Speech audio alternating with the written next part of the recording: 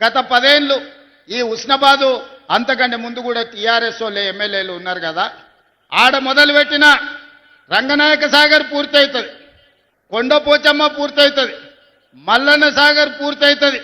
ఆ నియోజకవర్గాలు నిధులు వరదలై పారుతాయి. కానీ ఉస్నాబాద్లో మొదలుపెట్టిన మీ గండిపల్లి రిజర్వాయర్ కానీ గౌరెల్లి రిజర్వాయర్ కానీ ఎందుకు పూర్తి చేయలేదో ఆలోచన చేయండి.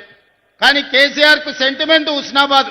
సతీష్ బాబు మావోడే, మా ఇంటి మనిషే, ప్రచారం ఇక్కడి నుంచే మొదలు పెడతా అన్నాడు.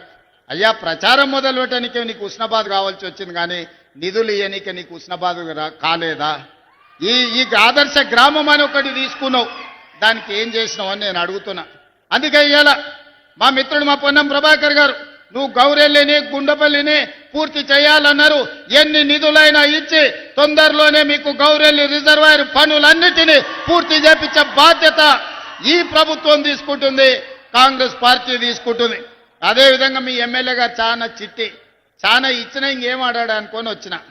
మీకు కాలేజీలు ఇచ్చినా, యంగ్ ఇండియా ఇంటిగ్రేటెడ్ స్కూళ్ళు ఇచ్చినా, మీకు రోడ్లు ఇచ్చినా, చాలా ఇచ్చినాక మా పొన్నమన్న సంతోషంగా ఉంటాడు అనుకున్నా.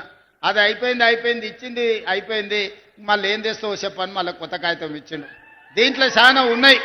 ఉస్నాబాద్కు రింగ్ రోడ్డు కావాలన్నాడు, ఇంకా చాలా రాసిండు. ఇక్కడ అన్నిటినీ ప్రభుత్వ పాఠశాలలకు నిధులు కావాలన్నాడు. అదేవిధంగా పట్టణం చుట్టూ రింగ్ రోడ్డు అడిగిండు, మున్సిపాలిటీకి అండర్ గ్రౌండ్ డ్రైనేజ్ ఏదో అడిగినట్టుండు. అదేవిధంగా చాలా వాటికి తాగునీటి నీళ్ల కోసం కూడా ఇవాళ నిధులు అడిగిండు.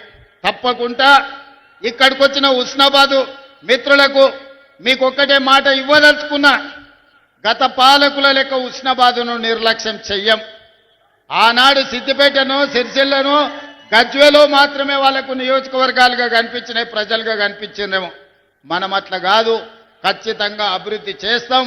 ఉస్నాబాద్కు కావాల్సిన నిధులను మంజూరు చేసి ఈనాడు ముందుకు తీసుకెళ్తాం.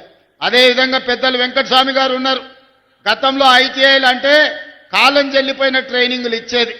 ఆడ డీజిల్ కార్ మెకానిక్ ఇస్తే ఆ డీజిల్ అంబాసిడర్ కారు షెడ్డుకు పోయింది. పిల్లగాడు చదువు నేర్చుకున్నా రిపేర్ చేయనికే కారు లేదు, పోయి ఫామ్ హౌస్ల అంబాసిడర్ కార్కు రిపేర్ చేయాలి. ఇవాళ ఆడి కార్లు, బిఎండబ్ల్యూలు, బెంజ్ కార్లు వచ్చినాయి.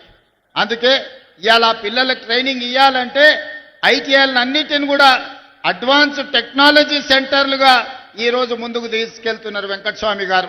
అందుకే ఏటీసీలో జాయిన్ అయ్యే ప్రతి విద్యార్థికి ప్రతి నెల 2000 రూపాయలు స్కాలర్షిప్ ఇవ్వడం ద్వారా నిరుద్యోగ యువకులను అభివృద్ధి పదం వైపు సాంకేతిక నిపుణులుగా మార్చి ఈరోజు ముందుకు తీసుకెళ్తాం. అదేవిధంగా మిత్రుడు శ్రీధర్ బాబు గారు ఇక్కడనే ఉన్నారు. ఇవాళ గ్లోబల్ సమ్మిట్ పోయి నేను ప్రధానమంత్రి గారికి, సోనియా గాంధీ గారికి ఆహ్వాన పత్రిక ఇచ్చిన. ఇది నేను చేస్తున్నది కాదు, మిత్రుడు శ్రీధర్ బాబు గారు చేస్తున్నారు.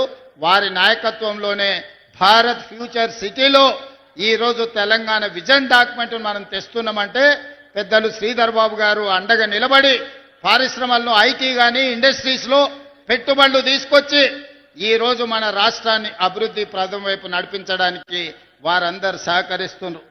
Subscribe us and press the bell icon for more interesting updates.